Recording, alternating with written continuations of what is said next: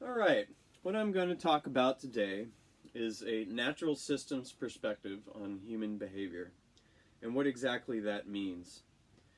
The word natural systems has been around for quite some time um, and can have different meanings for different people, I think, in different contexts. The meaning is pretty simple. It's that a system is most simply a set of interlocking or interdependent components or components that relate to each other um, over time. A natural system is a system which arises from nature. So, um, apart from the creation by a human. And but I'm going to be talking about a natural systems perspective on human behavior, which is, I think, a topic that's kind of difficult to grasp.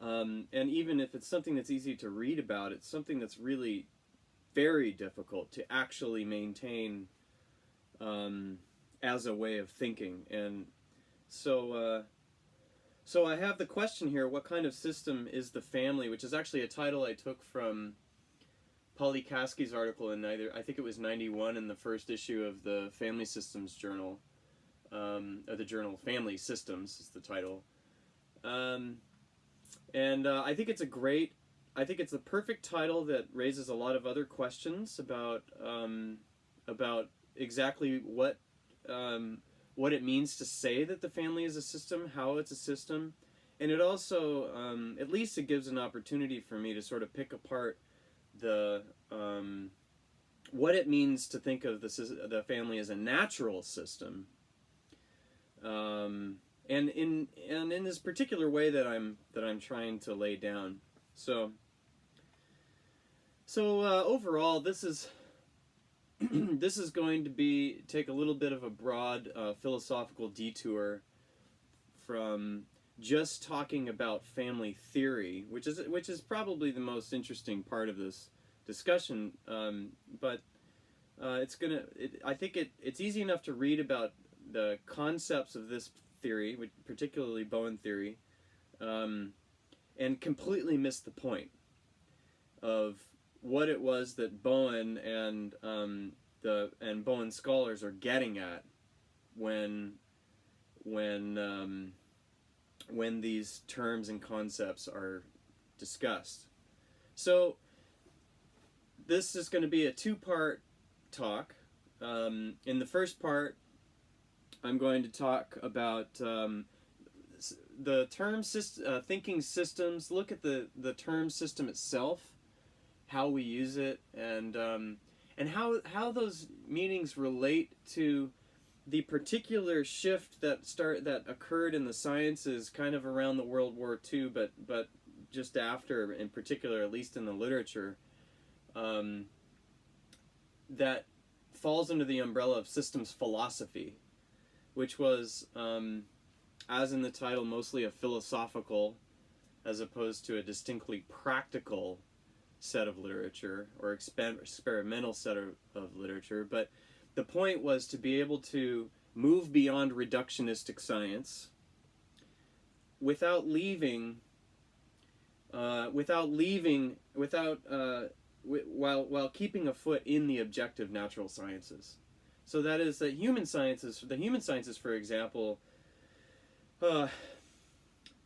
encompass a movement which was compensating for the limitations of reductionistic science. Classical behaviorism is a pretty good example, that effectively organizes phenomena around simple cause and effect relationships.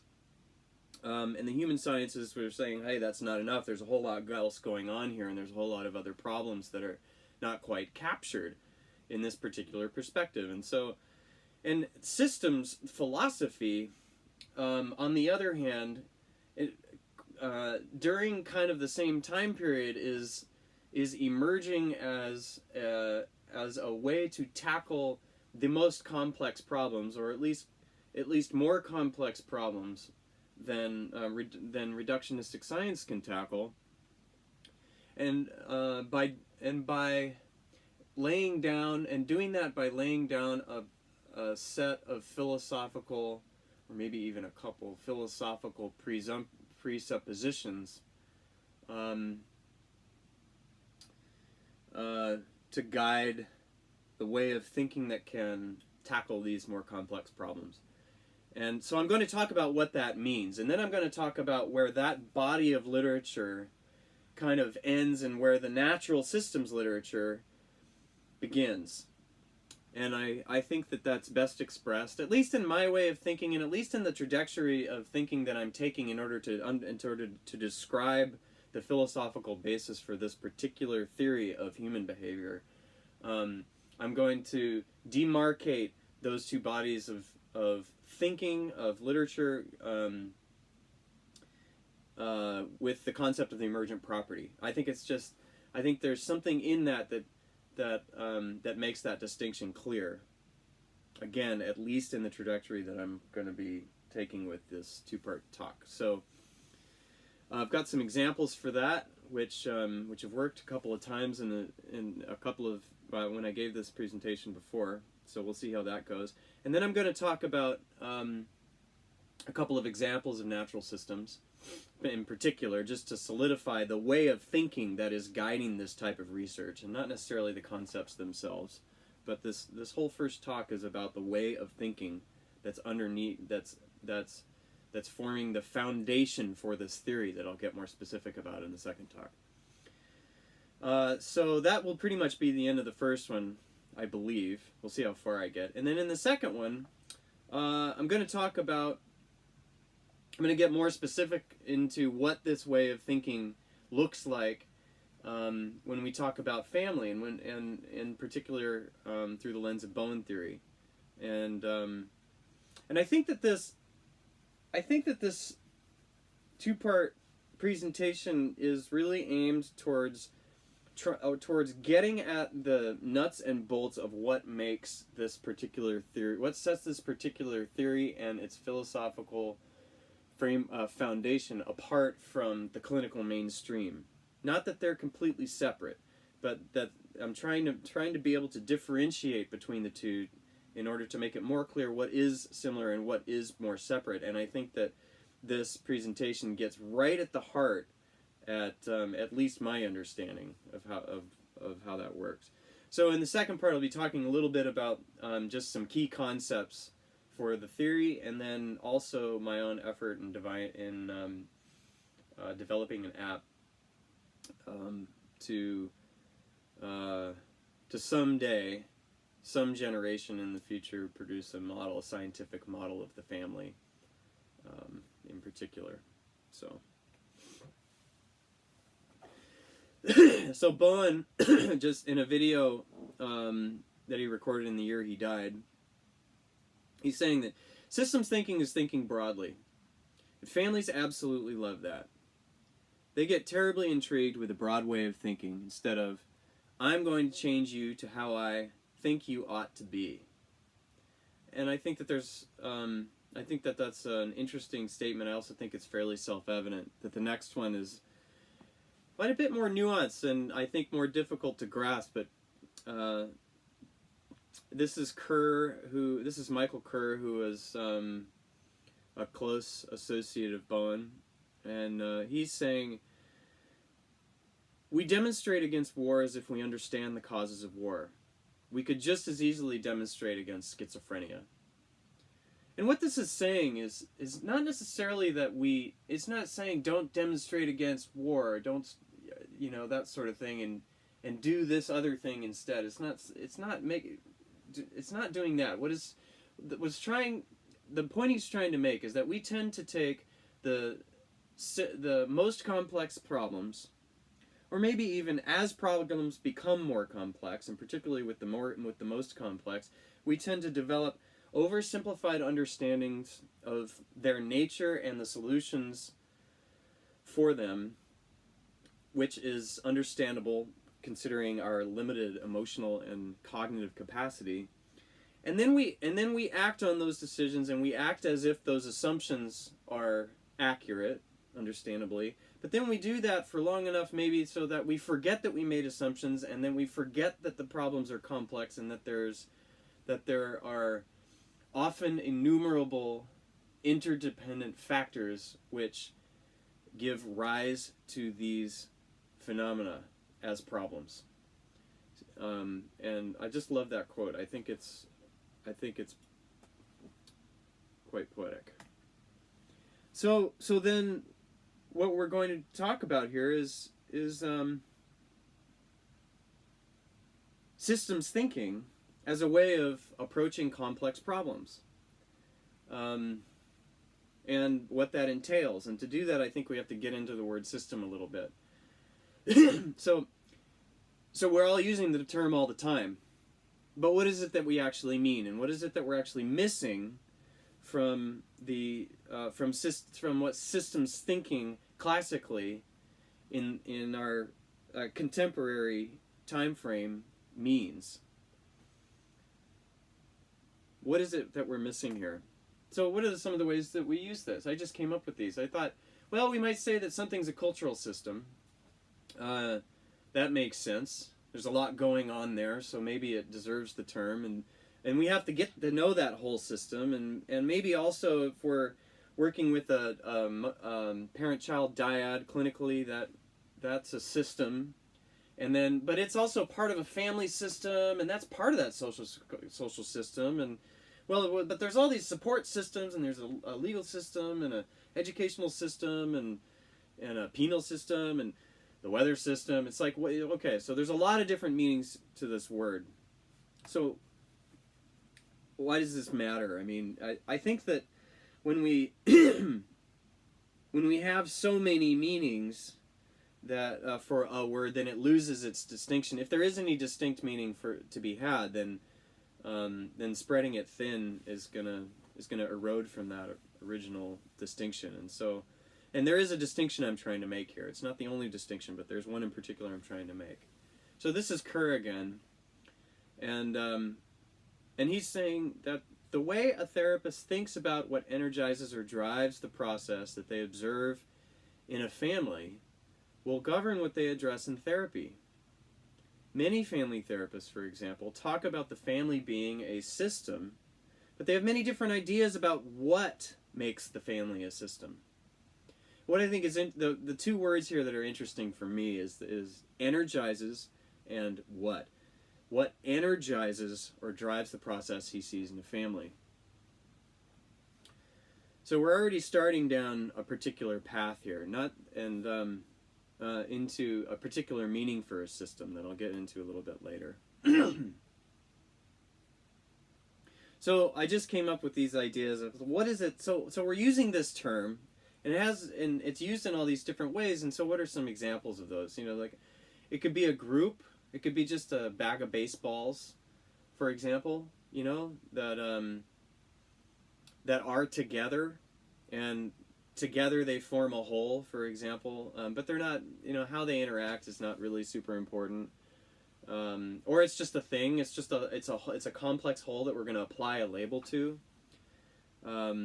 Like the social system, it's really more of a thing at that point, because we really don't understand the guts of it, how it works, but it's important to know it's there. Or maybe it's just a bunch of groups of things, and maybe these different systems stack at different levels, and there's one overarching global system that all the local systems fit into, for example. Or is it a law? This is a different direction. Is it a legal system? Is it a set of boundaries for conduct required to keep the society functioning, or in some kind of a steady state, or in some kind of a steady progressive state, or something like that? Is it a workflow? I know that at the agency that I'm in my practicum at the moment has this really interesting workflow where that I learned about indirectly from getting all of this incredibly from getting all of my progress notes and all of my assessments and all of the and my timesheets. I turn them in, and then they all come back to me over the course of the next few weeks, and they have all these corrections that have to be made. And it's just unbelievable how many errors that are caught and that send it back to me. And I'm starting to realize that there's like 4 or 5 different people that participate in that process, and each one has a particular role, and they each happen in a particular order. There's like a pipeline.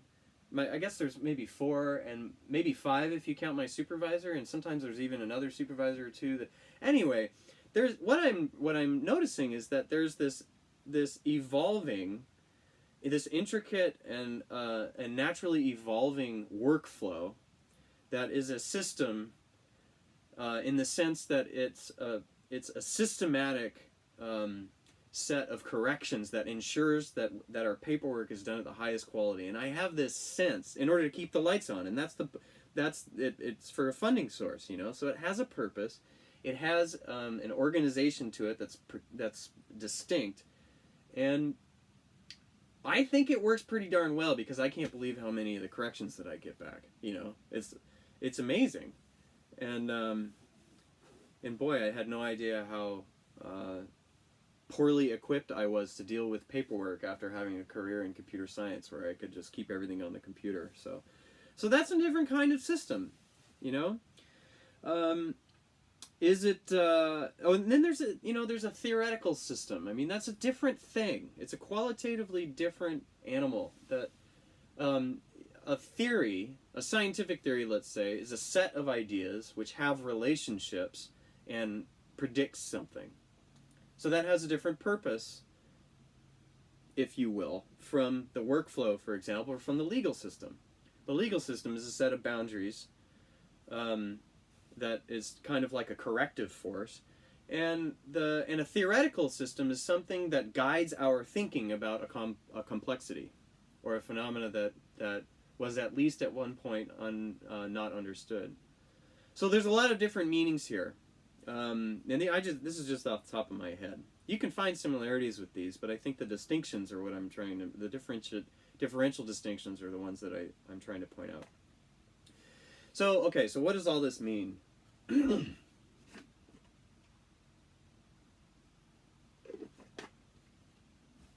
My best guess is that the commonality between these meanings of the word system is that it's something that is complicated. Generally speaking, it's something that is too complicated for us to handle in our current conversation. It's something that's pertinent to our scope, but it's something that we need to remember, and we might get into it sometimes. But it's a label.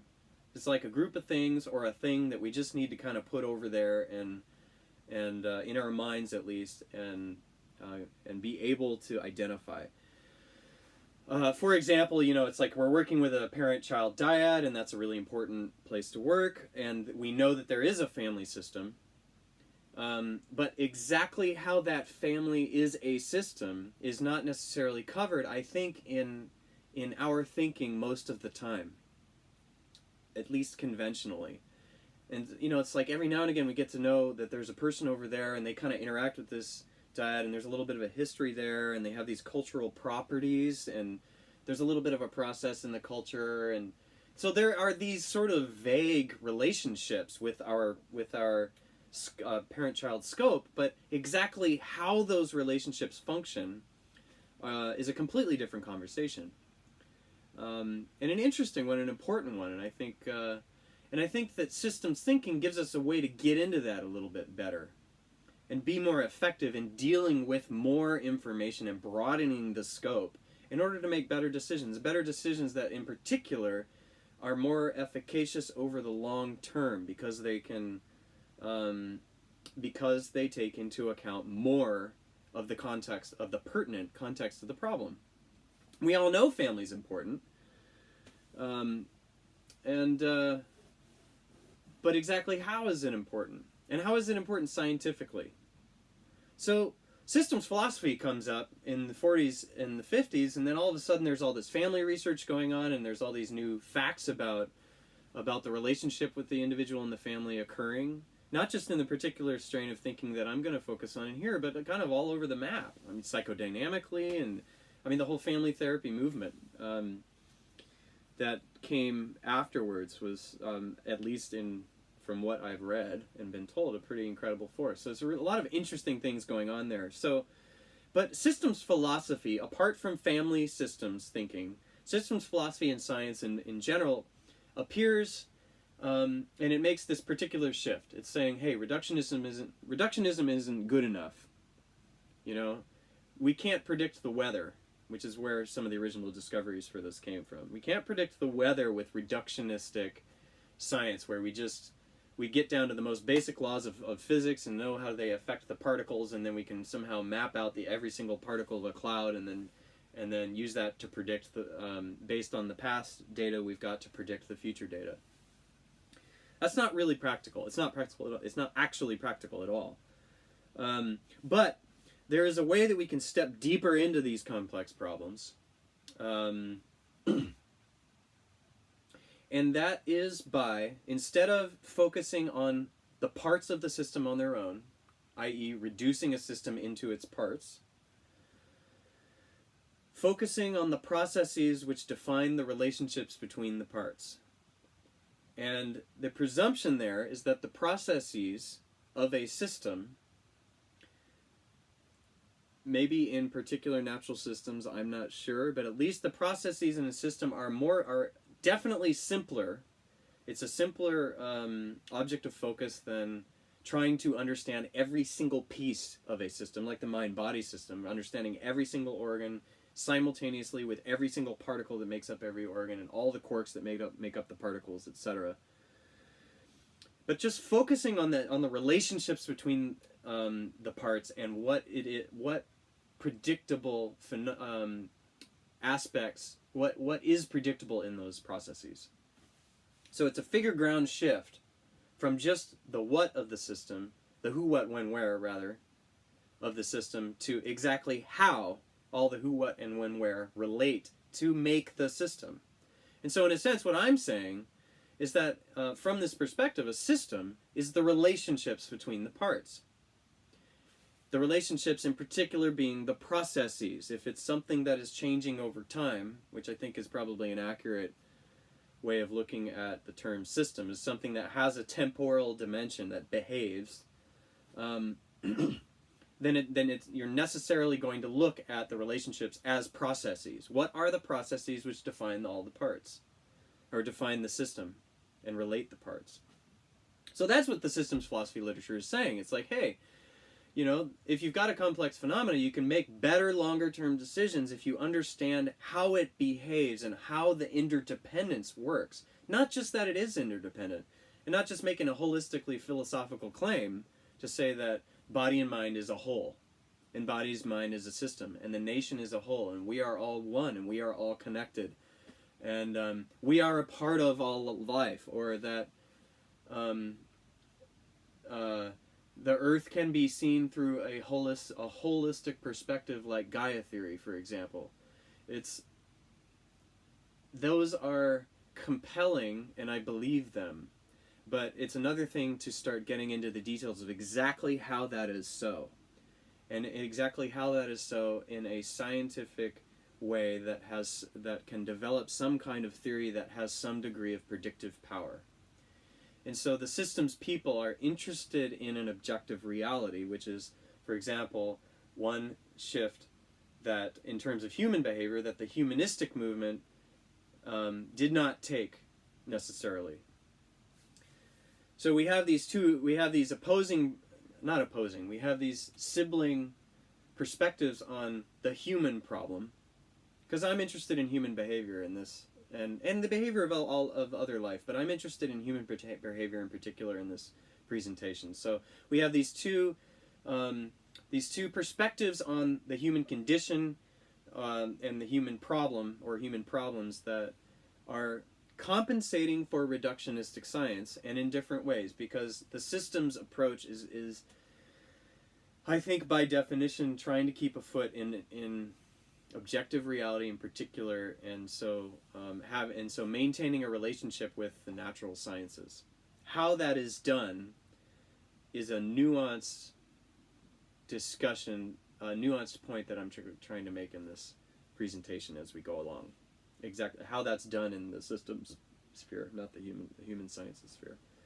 So, if we take the word system and use it as a label, as understandably so, because we've got to do that in order to limit our scope to what we can actually focus on in a problem that's difficult enough,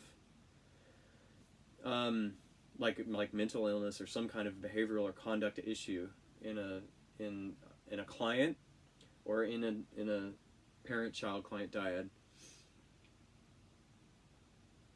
It's important to be able to say, yes, there's a family system, yes, there's an educational system. That's the upside to it. The downside to it is that it misses the fundamental shift that systems philosophy was trying to make and is making, systems thinking makes, and that is the shift from merely studying the content of the system, that is the people of the system and their, for example, subjective experience of their problems and of the conditions that lead to those problems, and shifting into studying the relationships between the components of the system, which is a common thing in literature now, of course. I mean, attachment theory, the attachment literature is doing tons of work with this, this sort of thing. But it's a philosophical shift from just studying the parts of the system in isolation to understanding how they relate to each other and the broader context. How you define the broader context is another question, a context-dependent question. But the point I'm trying to make is that systems thinking is about doing a figure ground shift from merely studying the content of the system to understanding the processes of the system by way of the content. And I'm going to give some examples of exactly what that means. So, one person, I'm not an organizational consultant. I don't have any interest, or I do have interest in it. I don't have any expertise. So I kind of been making part of this example up before I get into this specific case. A non-systems perspective, let's just say a conventional perspective on organizational administration, which for the moment I'm going to equate to a reductionistic perspective, a classical conventional reductionistic perspective, is that I have an organization and I need people to fill it because I've got to, because I can't do this on my own. I'm going to hire these people or gather these people, and I'm going to divide and specify the roles that I need them to play in order for us to produce whatever it is we're trying to produce or achieve whatever it is we're trying to achieve. And each role is going to be more or less defined in relation to the whole, and I'm going to try to find the right person for those jobs. Great. All important, right? So you start there, and then when a particular role is having trouble or is underperforming in relation, a particular role is underperforming in relation to the whole, so there's a bottleneck, there's one part that's always running over budget or something like that, or there's personnel issues in this one part but not the other parts, that sort of thing, and it's like, well, I've got to fix that problem. So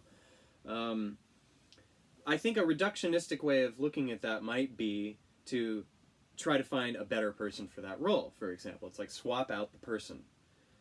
And a systems way of thinking, even systems thinking in general, because that's where I haven't moved into natural systems thinking yet, but a systems thinking in general way of looking at this is yeah, okay, that's an important thing. Maybe you're not. Maybe that would be a good choice to find a better person for the role.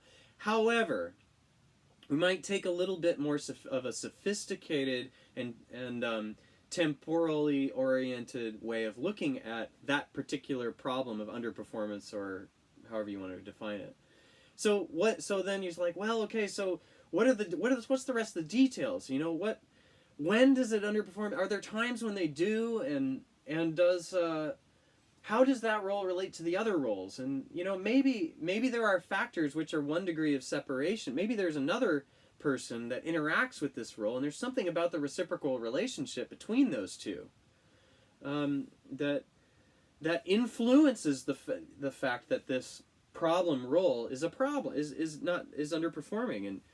And and maybe not only that, but maybe there's something 2 degrees of separation away, and it's a little bit more complicated. And so there's some nuance in their understanding of the original problem, that, the person is only under budget when this other person is delivering their part to the person who's under budget a little late, and so this person's got to hire another consultant and spend a ton of money to make up lost time, and well, maybe that a person only delivers that on time because the mode of communication between them and these other 3 people is just really kind of sketchy and error prone, and it's not very well defined, and it gets complicated, and the point is to be able to, of systems thinking, I think, in the general literature, which is a fairly large and growing body of literature, is to get beyond cause and effect thinking fundamentally. Get beyond the fact that that person that is under budget is the cause of this problem.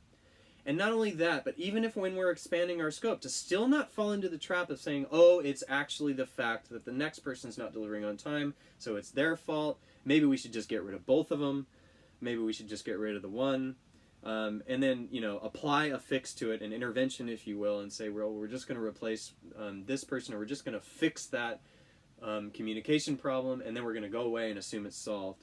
It's to keep the interdependent attitude, to understand that these things can be complex, and to think in terms of reciprocity throughout the system and not just in the parts that are the problem.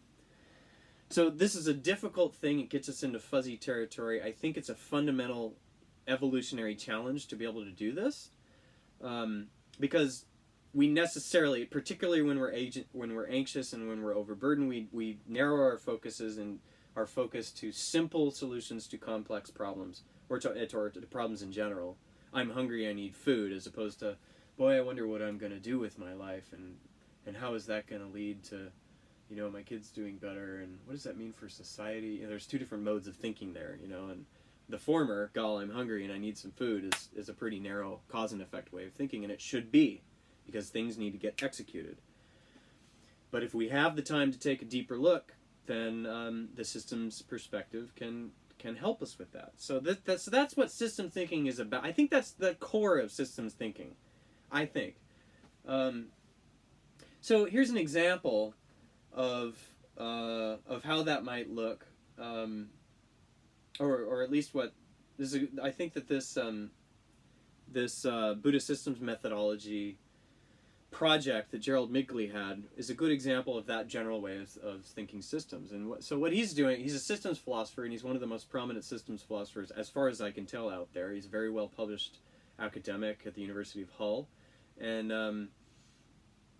the standard pipeline for this type of work, this approach to creating an organizational methodology for this particular Taiwanese Buddhist organization, is going to be, or for any organization, is going to be similar to the pipeline for clinical research that I think exists in the mainstream. And I'm making very, very broad claims here. So, if I'm not capturing this particular case perfectly, then my apologies, but I am trying to make a particular distinction here, which between this way of thinking and the natural systems way of thinking. So it'll be interesting to see what sort of thoughts this stimulates for you. The conventional pipeline is to start with a goal. It's like I'm a consultant, and it's like, okay, what's going on with the organization? Again, I'm not an organizational consultant, but I'm looking at clinical research in the same way. It's like, what's the problem? Well, I'm having this mental illness. I have this organizational problem, and how do we? So we don't want to have that problem anymore. So then so that's step 1. Step 2 might be like learn about the system, think systems while learning about the system, understand the complexity of the problem a little bit better, and then develop an intervention, construct a solution to it and a framework to work from maybe, and then measure the outcomes. So it's a fairly linear pipeline. In this case, Migley had done some work with some at least at the intellectual, at the philosophical level, as opposed to the practical level of getting into the meditation itself. of doing a theoretical comparison of some of the philosophical principles that exist in most Buddhist traditions, but in a particular Asian class of Buddhist traditions, and saying like, wow, there's something going on there that's really similar to systems thinking. You know, something about interdependence and something about being able to get beyond a simplistic way of thinking. You know, that's a really oversimplified way of saying what he's saying, of course, but that's pretty compelling stuff. That's what my dissertation's about. It's not going in the direction that he's going in, but it is looking at the similarities in philosophically.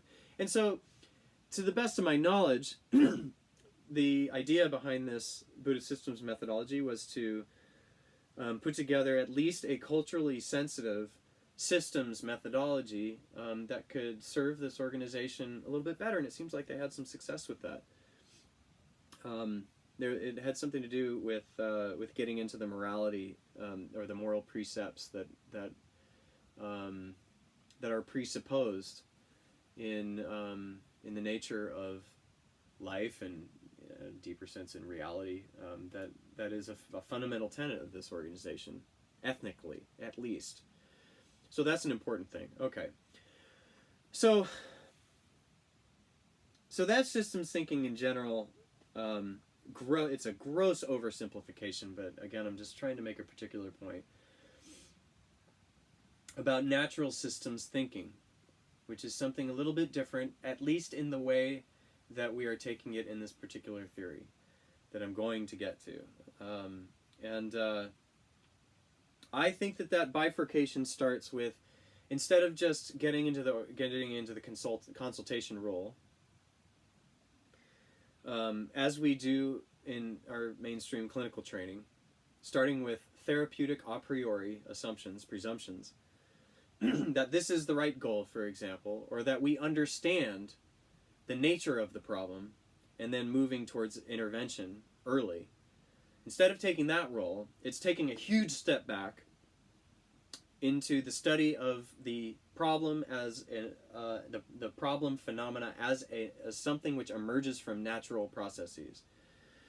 So it's taking a big step back from intervention, particularly in this theory I'm going to get to, and saying like, wow, okay, so what is it about, for example, an organization that arises from processes which are extant in nature prior to Homo sapiens, for example?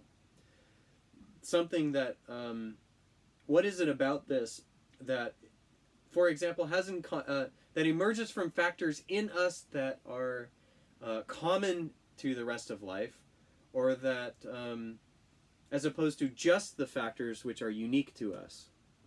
I think this is an important part of this talk, is looking at the pieces which we have in common with life in general, and not just what we have which are unique to us. For example, the cultural and the social, what we're calling the social anyway, even though you can say that animals are social in a way, but social in the uniquely human sense, in that we created this organization with particular presuppositions and particular assumptions about what it should be, and etc. And so our solution should be oriented within that sphere of what we can create to fix it. I think that is a particular way of thinking that is a little bit separate from the trajectory that I'm going down in terms of natural systems, and that instead of assuming that this this phenomena, this organization or this mental illness is a product of things that humans have created, that it is a product of things which were created naturally, and I'm going to get away from the word created there, actually, but things which emerge from nature directly. So I'll leave it there. This is a subtle distinction, but I think this is one of the main distinctions of this talk, or if not the main. Okay, so I'm going to draw this line now between the study of systems thinking in general and natural systems thinking with the study of emergent properties. And emergent properties exist in general systems thinking in general, but I'm going to be taking a particular slant on this, and we'll see how it comes across. So, an emergent property in any context is by definition something or a process. It's a property, but it's a process which occurs at the level of the whole when you put the individual components together, even if that is the whole, even if you only have two components and that's a system. It occurs at the level of the system that is not evident in any one individual.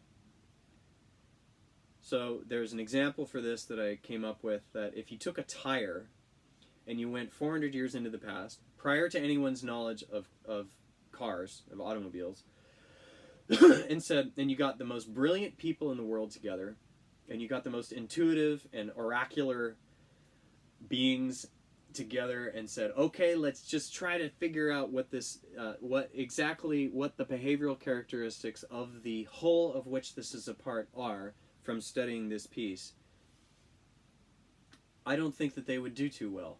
I think that if you have a tire, you're not going to learn about the characteristics of the combustion engine, and you're not going to learn about the characteristics of the emergent property of the system as a whole, which let's just say is driving. So if the primary emergent property, the most interesting one of a car, is the fact that it drives, because all of the pieces are together in a very specific and particular way. You're not going to be able to learn about that by just studying a tire, and especially if you've never even heard of a car before. And that's the most interesting part, I think, about a natural systems research perspective, is that we're investigating wholes that we don't understand necessarily. We know they're there. I mean, so I just said in the example, like if I give all these brilliant people a tire and say that this is part of a system, this is part of a whole, can you tell me from this part how that system behaves, what it is and how it behaves, how it is a system? It's not going to be possible. So there's knowledge that there is a whole. We can say that, oh yeah, there's, so war and schizophrenia, we know that the phenomena is there. But being able to learn about the phenomena is going to be, as an emergent property, as something which emerges from a complex set of causes and conditions that are of interdependent causes and conditions. It's not going to be possible by just studying the parts. So this is a little bit more sophisticated, I think, than saying that the whole is greater than the sum of the parts. I didn't even understand that phrase for a long time, I think, and it helps me more, at least, to think in terms that a whole is defined, at least if you want to understand what makes it a whole, how it is a whole, then you got to start getting into the processes which define the relationships between the parts. And there are processes which are only visible, or at least only researchable, when you get the parts together, and that's what an emergent property is. So it's a property or a process which automatically emerges from the combination of the parts as they interact in reciprocal fashion. So let's see here. The fact that the car, okay, so we've got the tire, we've got an engine, an emergency brake, an axle, a chassis, we can throw out the body. I guess I can drive without the body. But these things are all interacting simultaneously together. The car is pushing against the ground is pushing against the car, and the engine's pushing against the axle, which is pushing against the wheel, and it's like all of these things are happening together, and it's not unidirectional. It's not that the engine is just pushing to the ground, but thank you, Einstein, it's happening in both ways. So an emergent property emerges when you put things together and they interact in reciprocal fashion. I think it's easy to see how this can apply in a family system.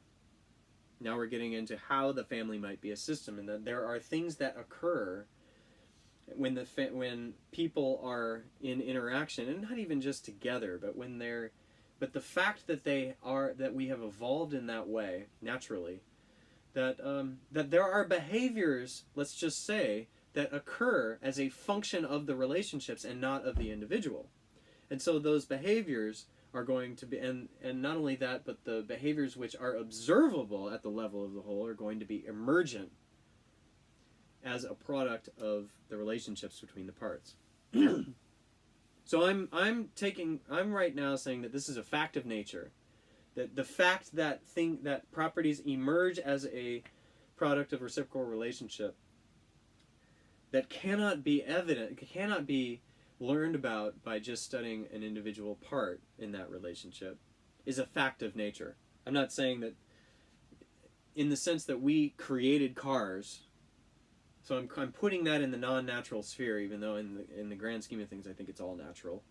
But for now, it's that we created the car. It's not as interesting as a natural phenomenon as we'd like it, as the family system, for example. But the fact that it has emergent properties is a fact of nature.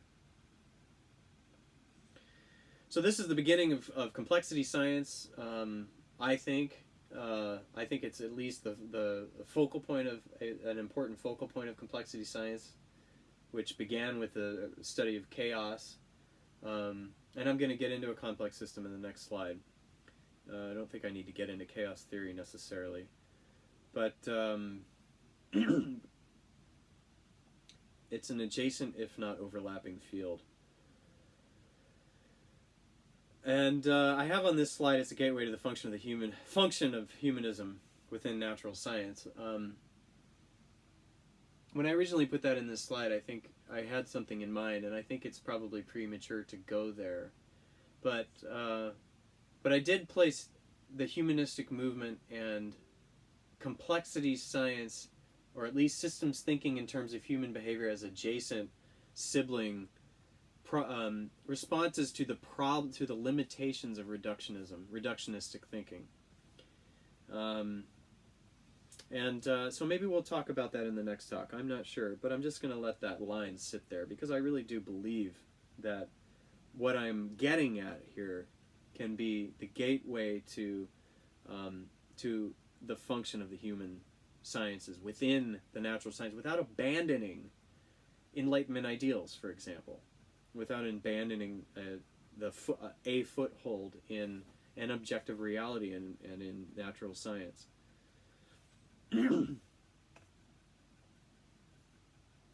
Oh, right. Last line on that slide. So it's important to point out back to when I was talking about what it means to say that something is a system. That if you've got something that's just a group, like the bag of baseballs, it's not a very interesting system. Collectively, they have some mass that is different than the mass of a single ball or just the bag on its own. But there's a difference between saying that there are processes that define a system and saying that a system is a system just because it's a category of things. You know, it's understanding the relationships that matter. But I think I've made that point by now.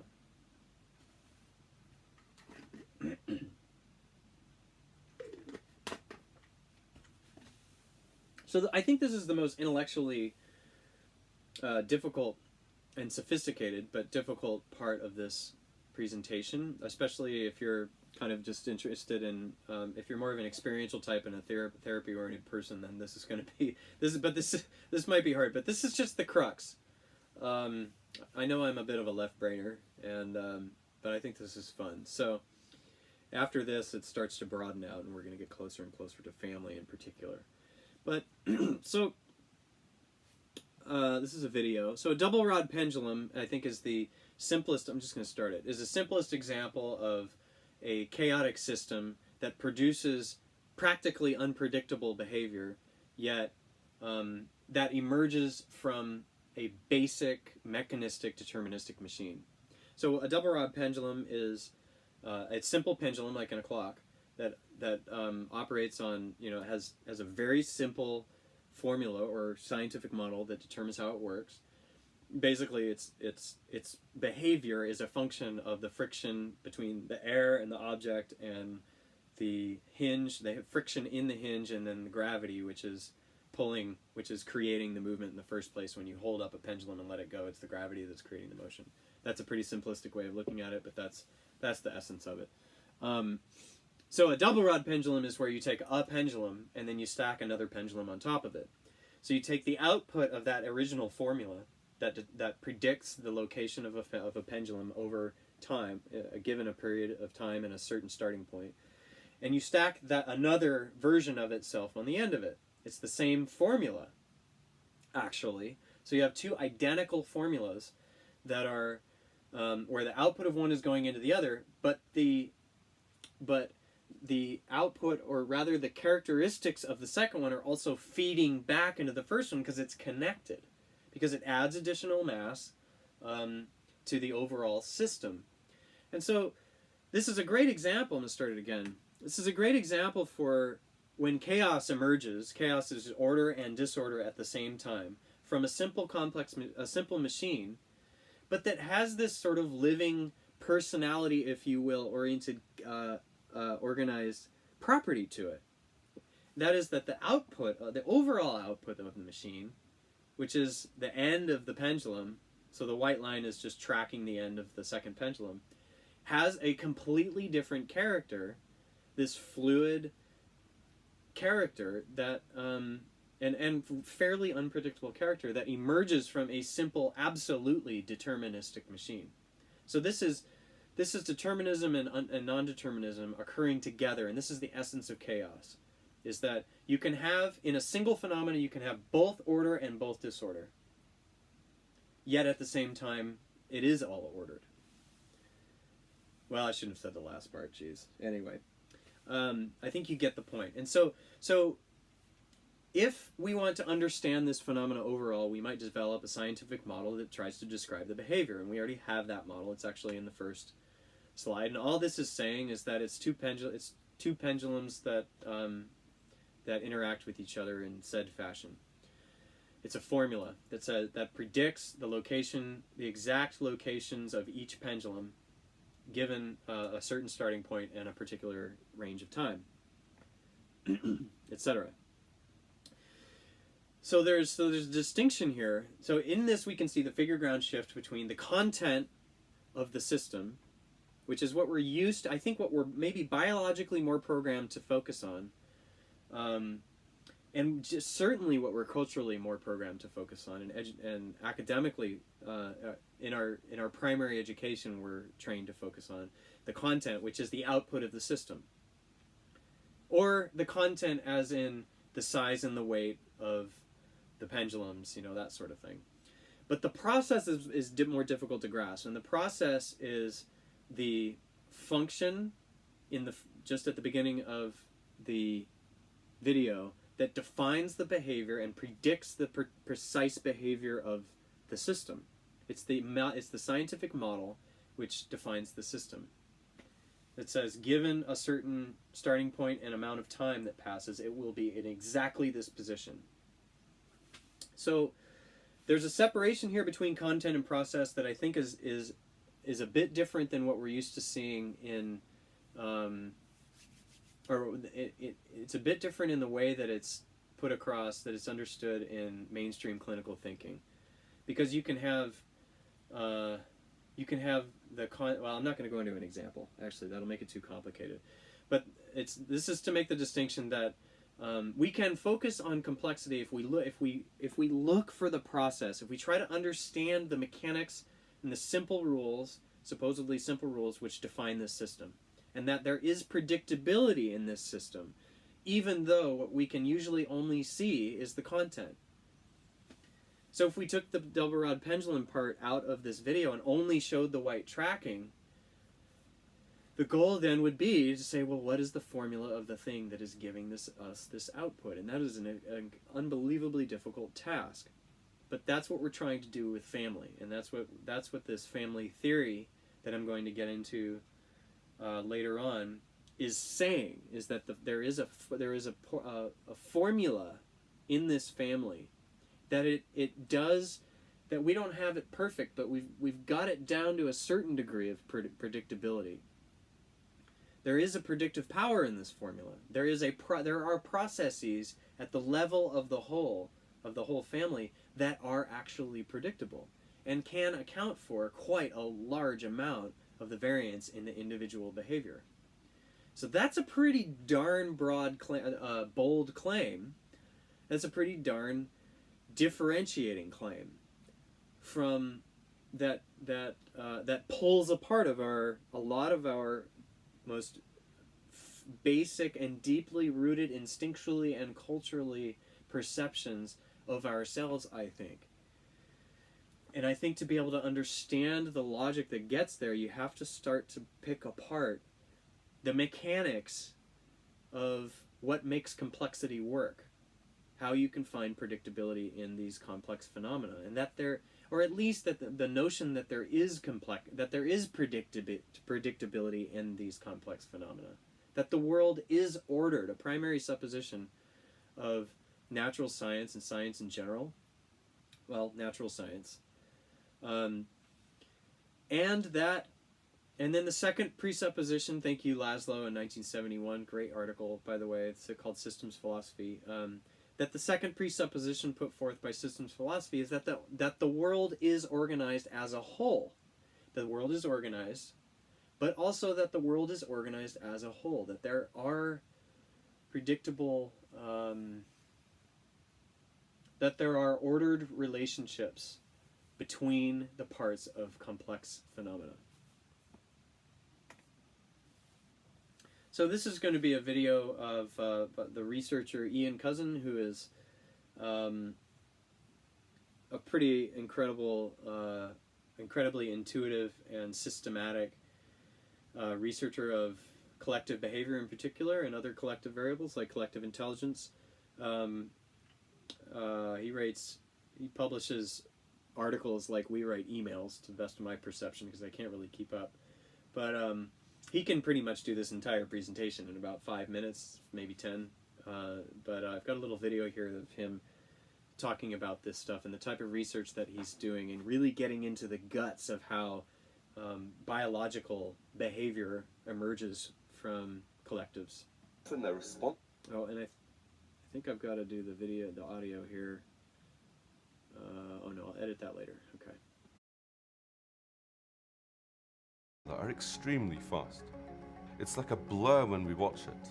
But if we use modern technologies like high-speed video, we can slow time down. We can track the motion of individuals hundreds of times per second.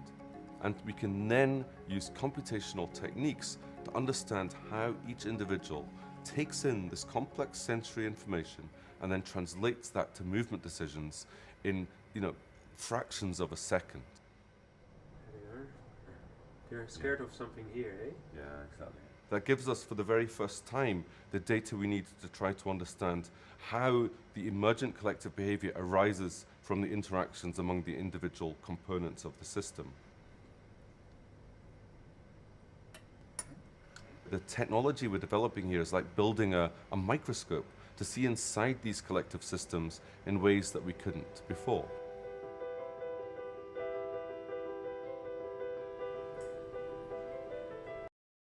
Is a much larger tank than people have previously used. And so what we're forced to do is actually to have a 4-camera system where the cameras are time synchronized with each other. By stitching these 4 images together, we get this super resolution, slow motion video footage of how the behavior occurs. And so we can begin to understand these waves that cross the group when predators attack. We can begin to understand much better how individuals process sensory information. Technology becomes sufficiently advanced to studying groups of hundreds or thousands of individuals, but we also know exactly who is whom.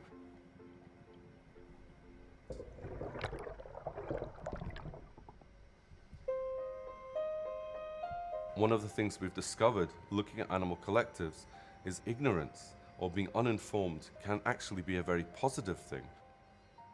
We found that having uninformed individuals participating in this decision-making actually democratizes the group decision-making. It prevents extremist individuals from having disproportionate influence. Misinformation can be percolated through human societies through things like the media, or through broadcasting, where you're broadcasting vast amounts of information, same information to multiple individuals. Now, when you broadcast the same information to multiple individuals, you've eroded the capacity for collective intelligence. Collective intelligence relies on the individual components to gather evidence themselves towards the problem, not be told what to think. And so we find again and again when we look at animal groups that in actual fact, they've evolved strategies to avoid having overly correlated information. Unfortunately, in human society, we rely too much, in my opinion, on such information. We can learn something by understanding the dynamics of schooling fish and really then apply that to a wide range of other systems, from neural dynamics to social dynamics. And so I think it's that insight that there's a collective intelligence, an intelligence that goes beyond the individual, that's embedded somehow in this collective, that's really become a focus of research in the last few years.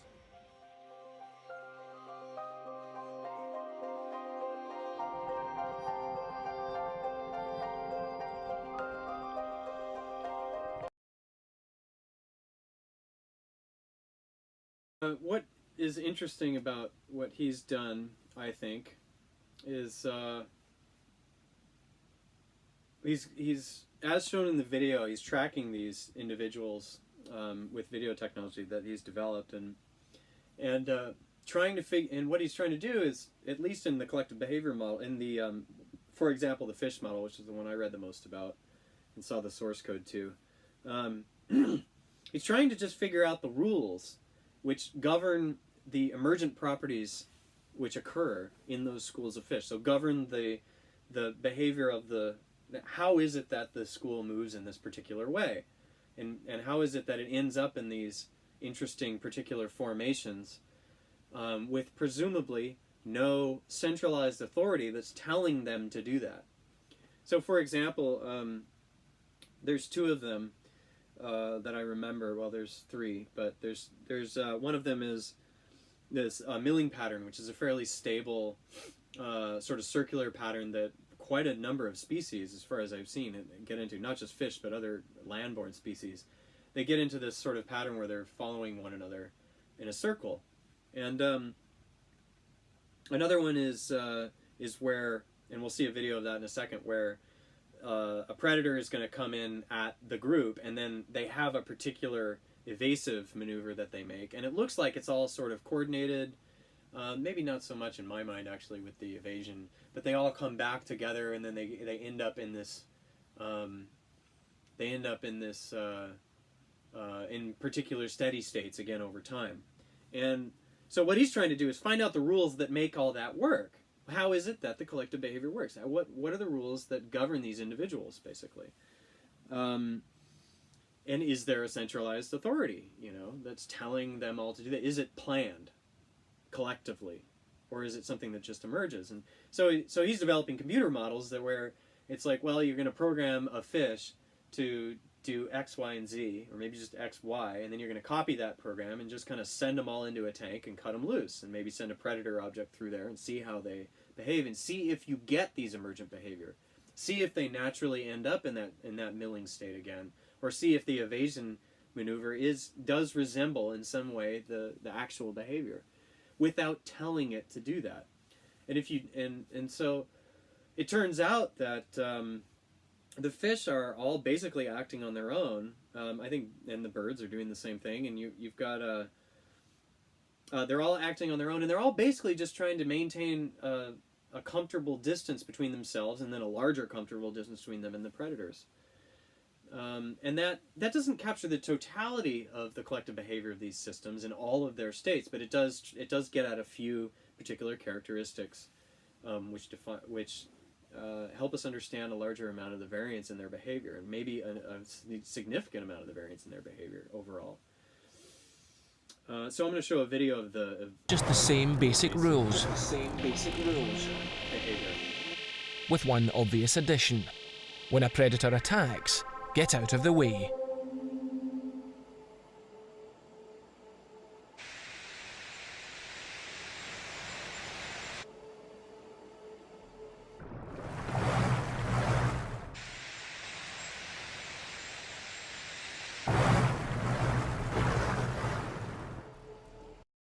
We can see the point of impact where the predator enters the group.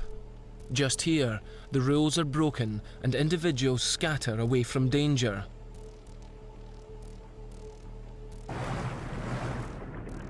But as soon as the predator moves past, the rule of attraction brings them back together again.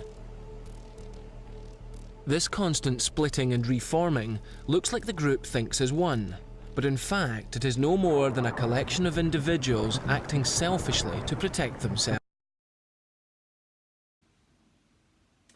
So that video cut off a little early, but it caught the point.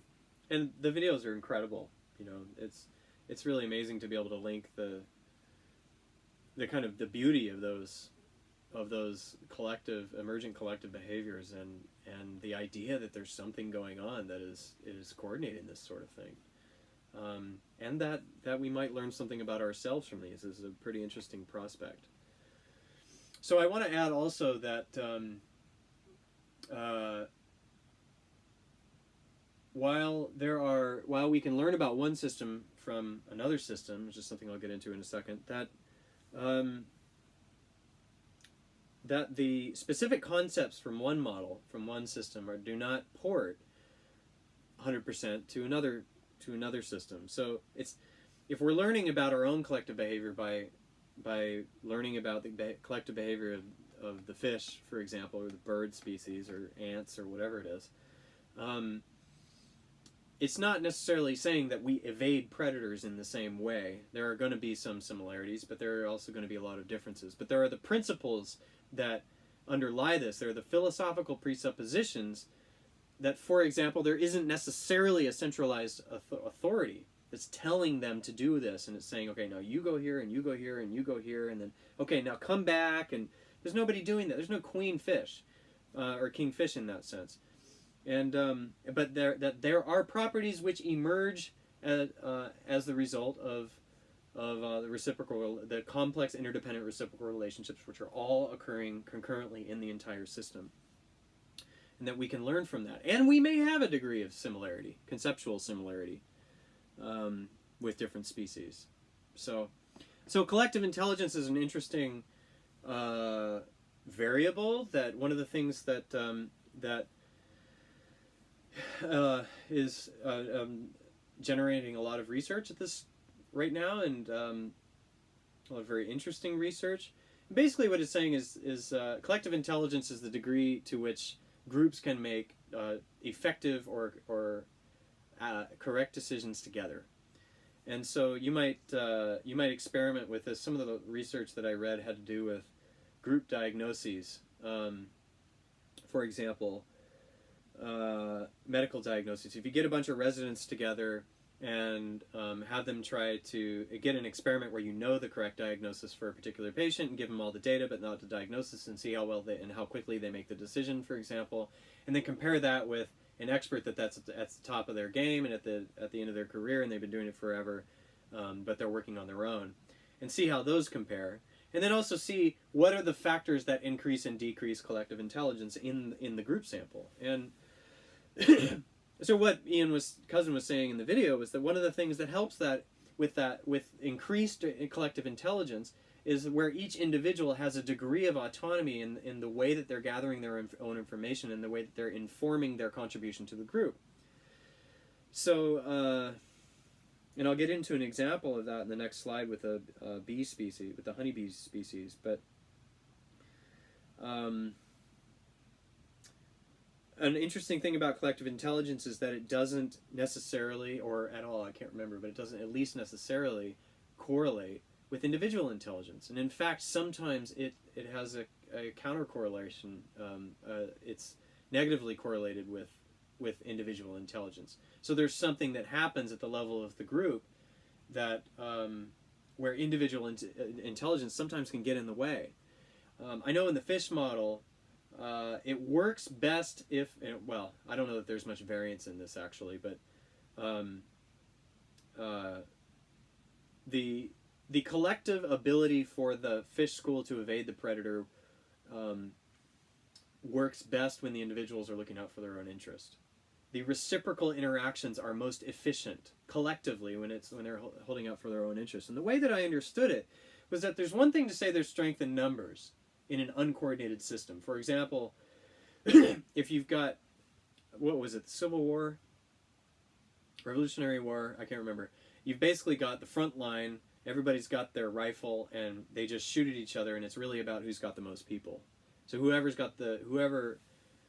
whichever group is standing the longest wins. That's not a very well coordinated. It's not a very coordinated group in relationship with the fish, who are in constant reciprocal interaction with each other in the sense that they can see what the others are doing, and that's informing their decision while they're also making their own decisions. And that collectively allows them to reduce their casualties even lower than if they were all going the same direction in an uncoordinated fashion and the hindmost got eaten. So that's the difference between an uncoordinated and a coordinated system, and how there is higher collective intelligence in the system that has a degree of individuality as it contributes to the collective. So it's not individualism and it's not collectivism, but it's something that transcends the two. And that's going to be a really important point in the particular family theory that I'm going to be getting into later. But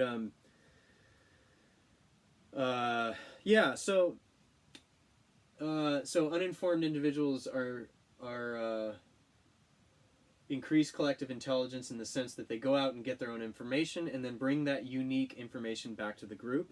I'm just going to jump ahead to so this is a function of the central limit theorem, which is a basic principle, if not the most basic principle in statistics. Just saying that if you're trying to be as accurate as possible about something, then you want to get the widest sample that you can in order to understand of the variance in that thing, in order to understand that thing as well as you can. So that it's a basic thing in statistics. You get a wide sample, you get a wide distribution. The diversity is a good thing in that sense. If you want to understand a population, you ask the overall characteristic of a population, you ask as many people as you can in order to increase your sample size. So collective intelligence works on that principle that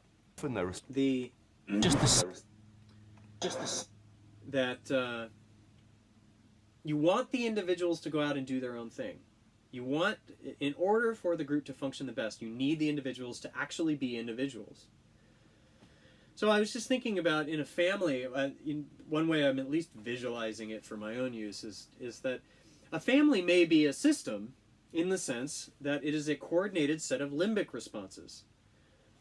I'm imagining the emotional like unconscious automatic responses which occur in a family, and that those responses may more or less occur in predictable fashion, and there may be properties of collective behavior which occur within that limbic system of systems, or system of limbic systems that are relatively predictable and that can lead us to family theory, for example, or to some kind of theory of human behavior that better accounts for our relationship with our social context and with our our relationship contexts, which have more powerful emotional resonance, involuntarily emotional resonance, for example.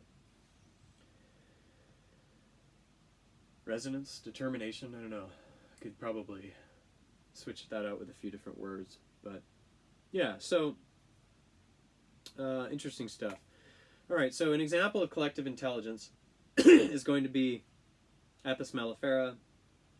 So basic honeybee, the western honeybee, I don't know if this species is just in North America or what.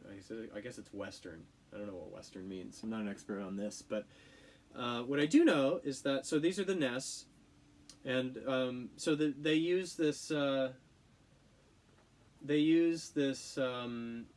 process which makes use of collective intelligence to find new nest sites, which, funny enough, these bees did not evolve in boxes. They have actually evolved in these kinds of nests, which is kind of an interesting. I didn't know that actually when I searched for the image the first time. I said, "Wow, that's a pretty incredible structure." Anyway, so when they need to find a new nest for whatever reason, collective intelligence comes into play. And here's another. Oh, there we go. Here's another picture of the nests. Interesting that the ones on the outside are less populated. The one on the inside are, and they're a little taller, and pretty fascinating. There's so much to learn about natural systems in general. Every natural system's got a level of detail that once you look at it long enough, it becomes fascinating, I think. So how does this species make use of collective intelligence in finding a new nest site? So what they do is they send out a scout separately. That's the key. The scouts go out on their own, and when they find a place that might work, then they come back to the site and they do a waggle dance. And the waggle dance is meant to attract other would-be scouts to come and check out the site, and when they see that the site is good enough for them, then they come back and they do a waggle dance. And I suppose there's some kind of correlation between the dance and or the scout and the individual properties of the scout and the quality of the site. And then they come back and they do a dance and they recruit more scouts and etc. And it's just sort of builds in reciprocal fashion until, as sort of a feedback loop, until a quorum is reached at a particular site, and then the entire nest moves. So the key here is that a non-systems perspective would probably focus more on the selection process as a product of the one of the site which was chosen, that the site which the nest actually moved to. So it's a bit of a linear causal way of thinking, a cause and effect way of thinking, a non-systems way of thinking. Like, well, okay, the site was here, the site was there, it moved there, so let's trace back and reverse engineer the process to see how it works. And that's important to do, but it's part of the story. It's only part of the story. The rest of the story is that the scouts went out simultaneously. So there's automatically a systems level thing happening here. They go out simultaneously but separately. And then when they come back, they compete. And the competition process is not a linear causal process. There is multiple interdependent things happening there as multiple scouts and multiple would-be scouts subsequently compete with their waggle dance to get more individuals to come and effectively vote for their site. And it is in that process that the collective intelligence naturally emerges. It's not something that's coordinated. It wouldn't work if there was a queen bee that was actually coordinating and micromanaging all of these steps. They have to go out and strive individually and separately, and then bring back the results of their striving to contribute to the hive, but through this gray area of competition where the hive more or less emotionally, as in instinctually, sort of just ends up moving over to the site with the quorum over a process of time. So I think it's a brilliant example of collective intelligence as a process which occurs in nature, and not a process of just us as humans, performing group diagnoses, which is a distinctly human thing. There's something but this is a product of nature. So another ant species, just to move into another principle of natural systems thinking, which is aside from collective intelligence, more or less, is evident in research on Lepthorax aceravorum. Took me a while to learn how to say that. These golden yellow ants, beautiful insect, I think.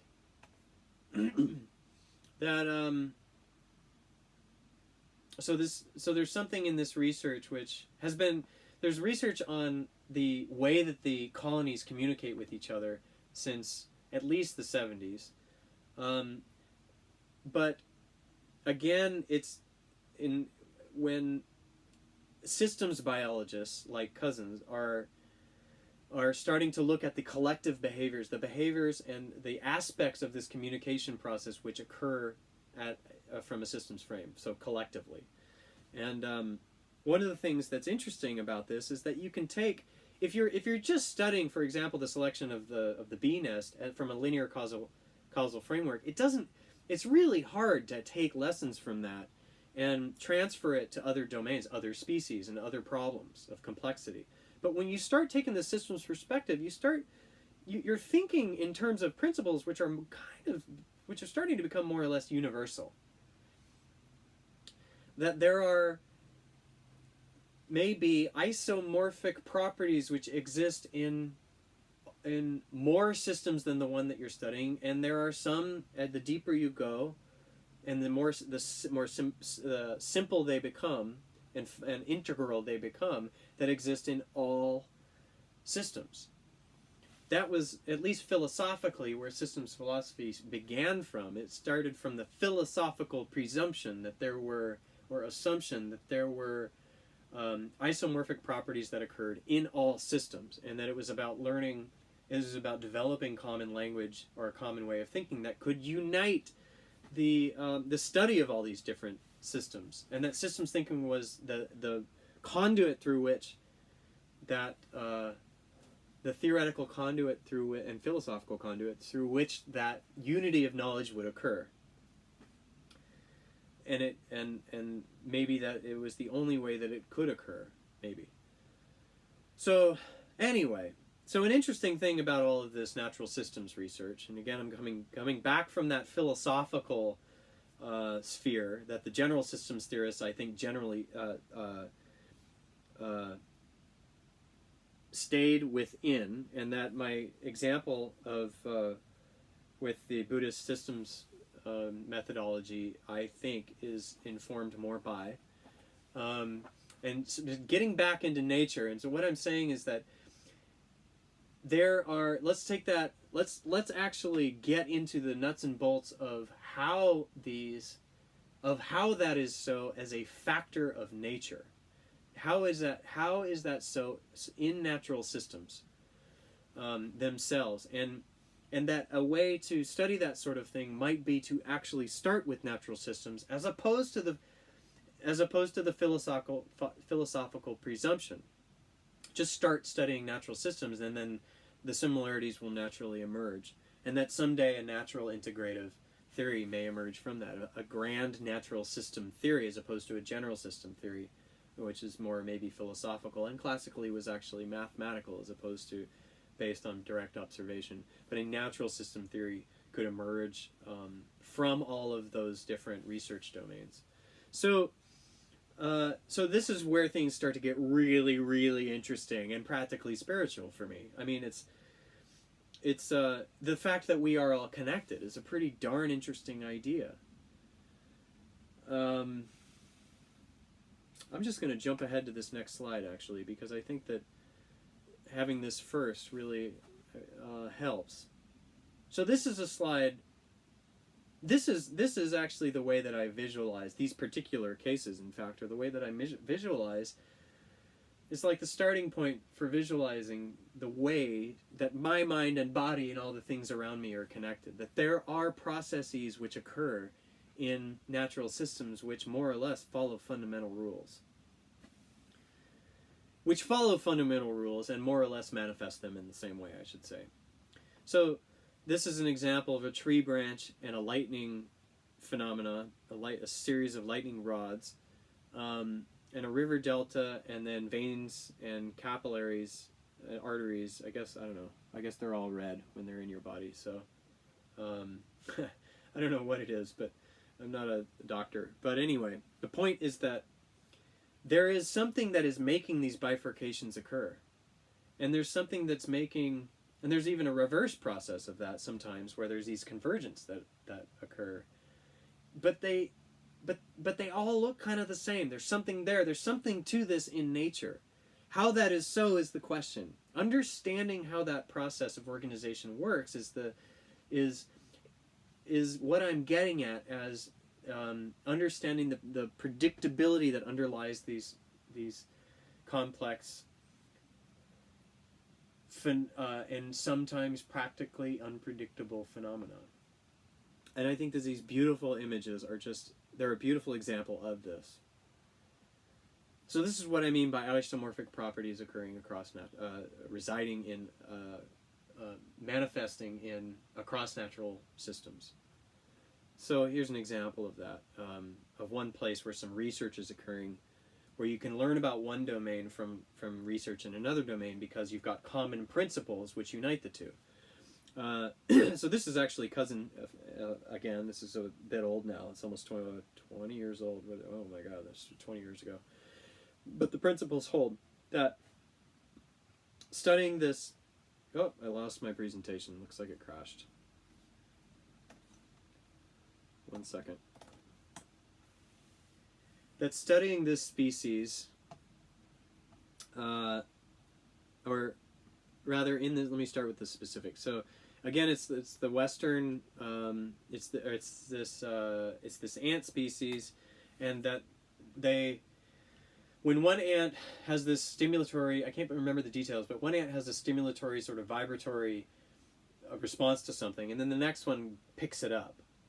And then the next one picks it up, and the next one picks it up. And it's not necessarily in a chain, but it spreads out in all directions because there's ants all around in colonies. And so the thing is, though, that, well, so that is a mechanism through which the system of the colony is a system, is that it communicates together through this mechanism, this sort of vibration sort of thing that gets picked up and spreads throughout the system. So if something's happening on one edge of the system, of the colony, and the other ones can't see it, they may know to some degree that there's something going on, right? So it's connecting them all. It is a way in which this is a system. It is a way in which they are all one, in which they are a whole. These sort of holistic things that we tend to say about ourselves and about the world. But it only works. So it only works. So given the description that I just gave, once one ant would stimulate, they would all stimulate and then they would just stay buzzed and the whole colony would just constantly be buzzing. But the fact that there is a period between when one ant is stimulated that it has to rest, between when it's stimulated and when it can fire again, meaning that as soon as it's stimulated it has to wait. And let's just say it recharges. I don't think that's a very good description of it, but it has to wait for a little while before it can be stimulated again in that way. So if one ant stimulates and then the next ant picks it up and then another ant stimulates, the second ant has to wait a period of time for it to go again, and so the second stimulation isn't going to send it off. Maybe the third one won't, maybe the fourth one won't, but maybe the fifth one will. And what that does is it creates waves through the groups. Not all the ants are stimulated every time, and it allows for some phasic aspect of that systemic communication to emerge. Okay, and this is really similar to the way that neurons work. Neurons fire, and then there's a period of time before they can fire again. They have action potential as they fire, but then they have to go down this. But then they have to wait again. And so there's something. So the point here isn't to say that the brain communicates in the way that ants communicate. The mechanism is different. You know, the neurons aren't vibrating. They don't have the same sort of vibratory mechanism that the ants have.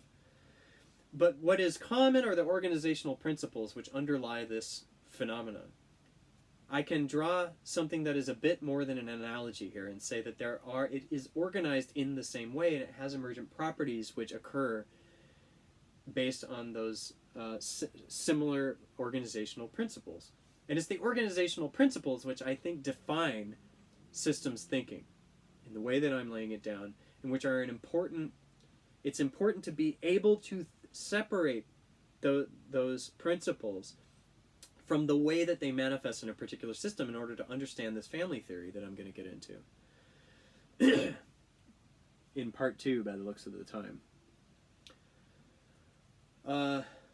So they're learning, this particular publication actually, and I'm sure there's plenty after it, but this is the one that I found, was talking about what you can learn is that there is this behavior in ant colonies, that they are a system in this particular way, and that the brain is also a system in this particular way, and that you can learn about the functioning of the brain by learning about the functioning of this phenomena in the ant colonies. It's the same thing. So there are principles in the collective fish behavior which we can apply to the human's behavior, but that's not saying that humans are behaving like fish. That would be more of an analogy that is not necessarily an actuality. So we're looking for the actual organizing principles, which are a lot deeper and have to do with parts of us which are much, much deeper than the aspects of ourselves that we create.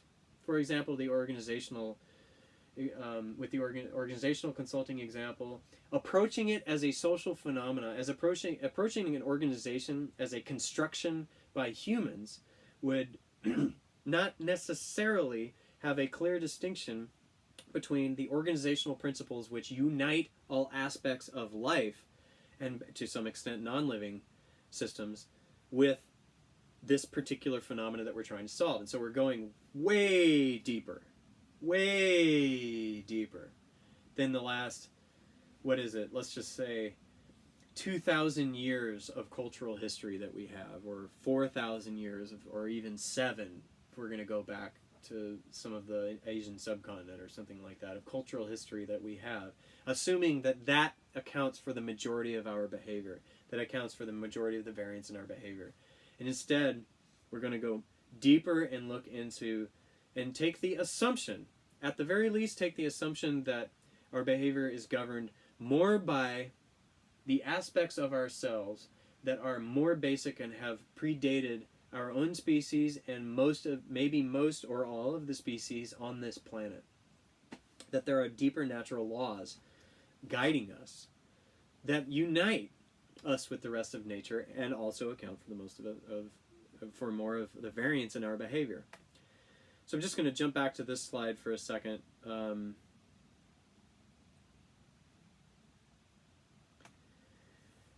going to put these up because this reminds me of Jung, which is an interesting place to go with this. I mean, Jung, I think, is not necessarily a natural systems researcher. He was a phenomenologist. He was an existentialist.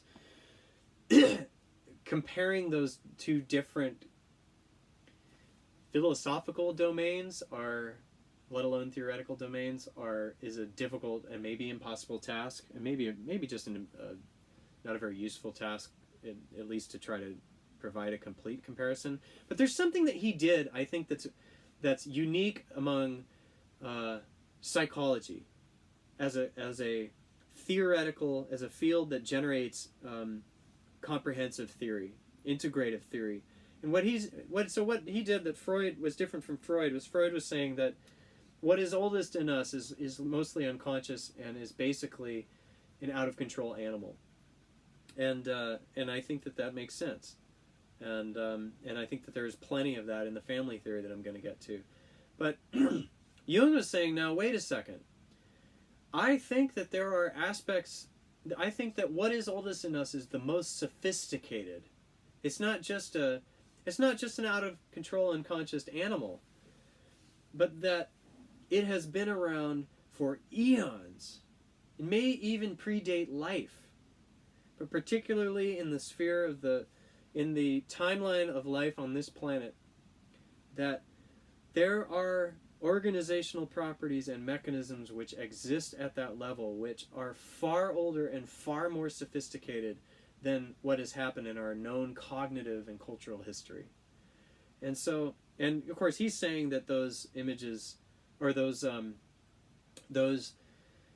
aspects of ourselves which are more sophisticated, manifest in imagistic form, and in phenomenology of human experience. And phenomenology, I think, is very interesting, and I think Jung was an empiricist in the sense that he studied the convergence of those phenomenology. I think you would agree with that he was an empiricist to the end. But there's also there's a distinction that I'm trying to make here in this presentation, which is important to make between Jung, even though he has a very important unique commonality and a perspective on human behavior, and the natural systems perspective, which is that it is very, very easy to get lost in what's unique to us, even despite having that presupposition that he's throwing down, and get lost in the psychology and the imagery, in his case, for example, and move away from the more relatively objective observation of what's occurring in nature, aside from our subjectivity. It's all important. It's all very interesting. I'm fascinated with Jung's ideas, but it's important to know, I think, when we are thinking more or less in one of those domains. And I'm focusing on the objective in this presentation. So the studies, natural systems is a study of nature as it is, as it predated us and will post-date us if we ever make it into the future. This is a study of nature prior to intervention. So aside from the standard clinical pipeline we have where it's like, well, we've got a problem, let's just come up with a solution for it, and then try to make it better. Instead of trying to instill change right off the bat, we're taking a step back and trying to understand the complexity of the phenomena that lead to that problem, and that can help us account for better, longer term, and more solutions to that problem, which account for the interdependence of the conditions which lead to it. We don't understand what schizophrenia is, for example. We don't understand what war is, for example. We know that they're complicated. We know that there is a lot of variance in for example, the determination of who becomes psychotic at any point in their lives, and we can't really account for that. We may be able to describe schizophrenia, we may be able to describe the brain states of people with schizophrenia. We may have some degree of success, for example, in the recent literature about applying therapeutic interventions that have to do with brain, that are meant for a traumatic brain injury to schizophrenics, and having interesting results with that. But that is an entirely different way of thinking than taking a step back and trying to understand the causative factors which lead to that problem of psychosis, and how those factors relate to broader and deeper factors through time and through space, through the context, through the social context, for example. How is it that the 10-generational history, the history and the conditioning of 10 generations, broadly and deeply, longitudinally and laterally, and latitudinally, affect the outcome of this person? And how is it that those factors affect how is it that they condition the emergence of this problem, and how is it that they condition the emergence of the solution? So we are learning about interdependence here, but we're doing it by learning about nature as it is and getting out of the business of intervention first in order to be able to do that. It's not saying that we can't intervene, at least later on, but we've got to at least be able to sit back and get into the study of these complex phenomena. So it's, just to recap, it's the natural systems is a branch of thinking is occurring within the sphere of natural science, which means we're interested in hypotheses as prediction of phenomena, and not just hypotheses as a subjective experience, like in the contemporary psychoanalytic traditions, but something that can predict and can be disproven in order to be able to develop a theory which can generate more hypotheses and be disproven or proven in order to increase our valid and reliable understanding of that phenomena. It's not to say that we can account for all of it, and thank you, Human Sciences, for jumping in for that, but at least this is what we're doing from the natural science perspective. It's an emphasis, it's an approach to complex phenomena by looking at the processes which define the relationships of the parts within the system, and not just the parts on their own. This is more and more difficult to do the closer we get to studying ourselves. I think personally it's the holy grail to be able to understand ourselves from a scientific perspective. And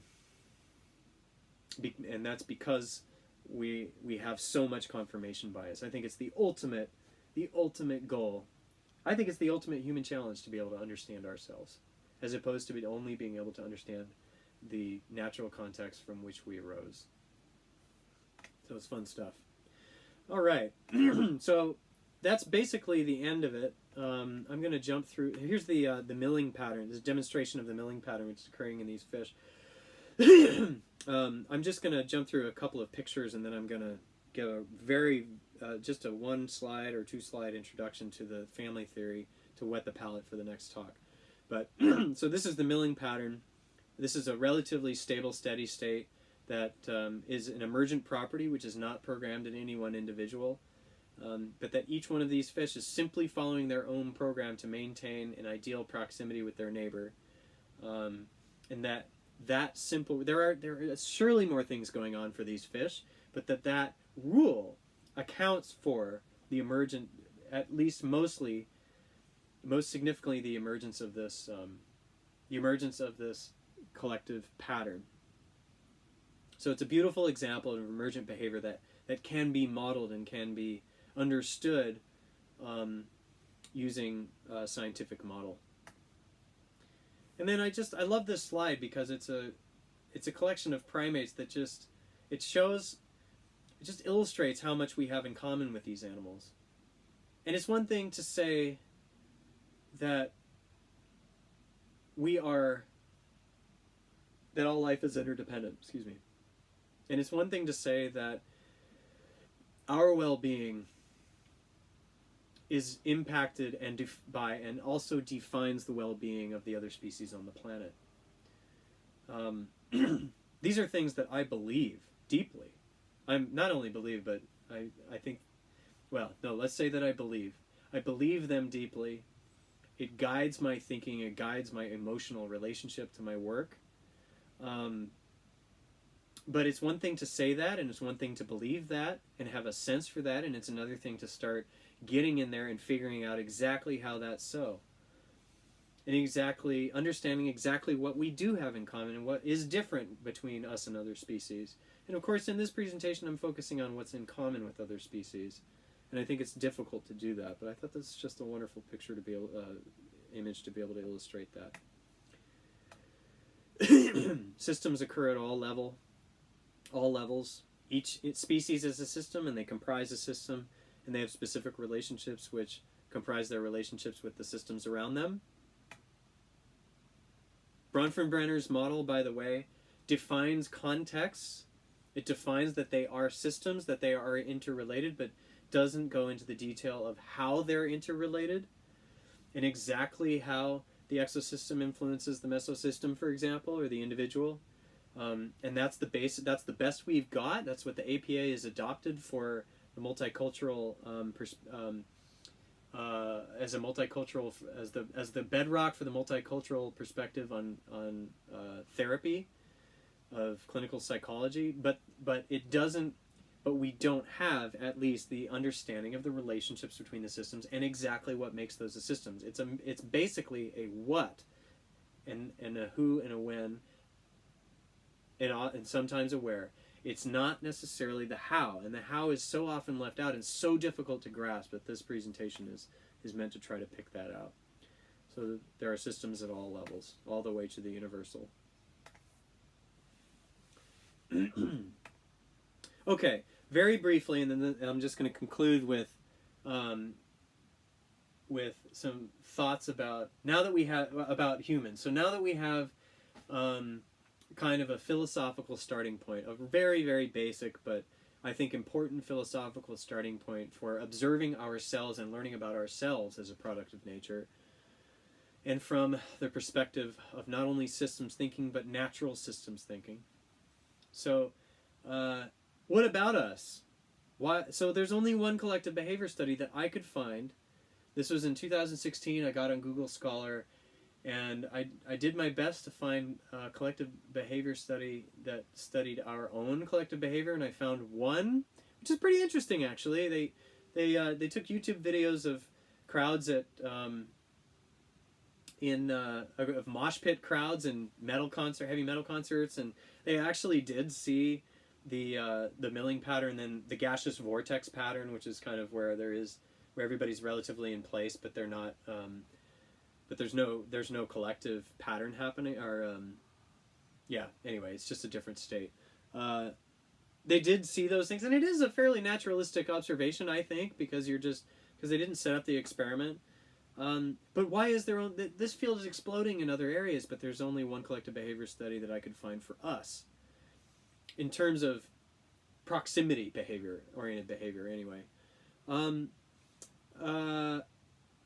There is some collective intelligence research, but the collective intelligence research pertains to distinctly human problems. For example, the group diagnosis versus individual diagnosis problem. There isn't collective intelligence research at the level of basic organizational processes of the species, which is occurring rapidly in other areas.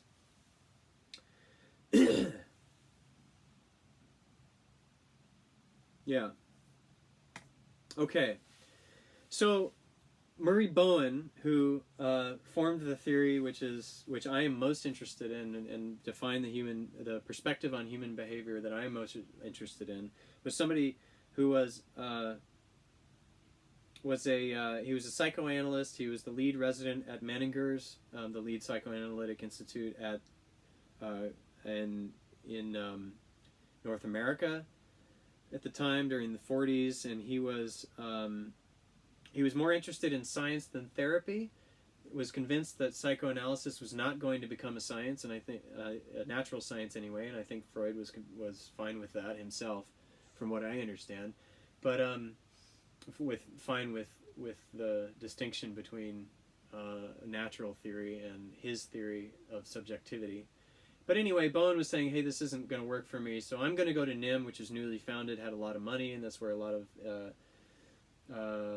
innovative research was happening. And so what he did was began with the hypothesis. Well, he started with a broad philosophical research effort to try to understand how the hardest sciences had overcome their most difficult problems. What were the barriers and what were the problems that got them through that? And he was thinking, well, the human behavior is only going to be understood. It's only going to become an accepted science of human behavior, accepted among the other hardest natural sciences, if it's if it's approached from the systems perspective. So that's one assumption that he's taking, and only if it's if it's taken as a natural phenomena and not a human constructed phenomena. So those are some assumptions he's taking in, and what he does is he houses entire families in the psychiatric ward for up to 2 years, I think it was. It began with just mother and daughter pairs, and with severely low functioning families where there was a schizophrenic. So they all had to have a schizophrenic member who was living with the parents. I think it had to be a daughter. I think it was basically an adult family, an adult child, if you will. That had psychotic symptoms, and so they took them and their mothers and they put them in this ward and observed them for the first year. And so it wasn't perfectly naturalistic observation, but it was a fairly naturalistic observation, and they were able to see how the relationship between the psychotic symptoms and the relationship within the dyad worked. And it was a pretty simple, I think, hypothesis that there was some relationship there. And they didn't know what it was. He encouraged the staff to read, not just to read in the therapeutic literature, and I'm not sure if he said don't read in the therapeutic literature, I think. But at any rate, he said go out and read in the natural sciences to answer your questions about generating theory. And these are nurses, and these are therapists. These are not people that are trained in research. And I think it seems like that was kind of an important component in this. That there was a degree of ignorance, but there had to be a level of curiosity, and he's saying go out and read them in the natural sciences and see what you can find there that can inform the problems that we're experiencing here and the challenges that we're having in this particular phenomenon of psychosis. And there were a whole bunch of novel observations about the functioning of families in that, and that led to a theory that claims a degree of predictive power, that you can account for variation, for a significant amount of variation of medical outcomes in individuals if you can study that symptom in the context of the whole, that this pertains to all families and not just some families who have particular problems, but that there are basic processes occurring at the instinctual level, both in every moment, in the highly reflexive and automatic reactions that people have in conversation, down to little looks that happen, but also over broader periods of times where symptoms come into have onset and remission that occur over years and even generations, and that there is an instinctual coordination that happens that keeps groups alive and helps them adapt, and also also leads to their most difficult problems. And it's an interesting theory, and I'll get into it in the next talk.